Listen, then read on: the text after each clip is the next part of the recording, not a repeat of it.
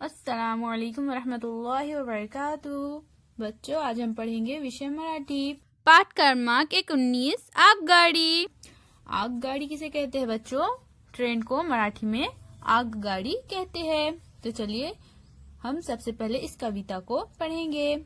ऐका वो म्हणा, झुक झुक गाडी घरांची माड, चालती फिरती अजब चाड, धावत जाते गावोगाव, हुंदडत फिरते गावनगाव.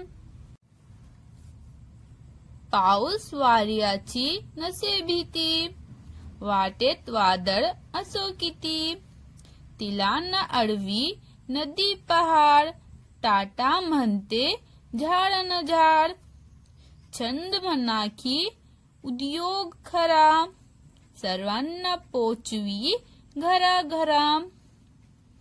तो बच्चों, इस कविता के कवि का नाम है शंकर पिटंकर.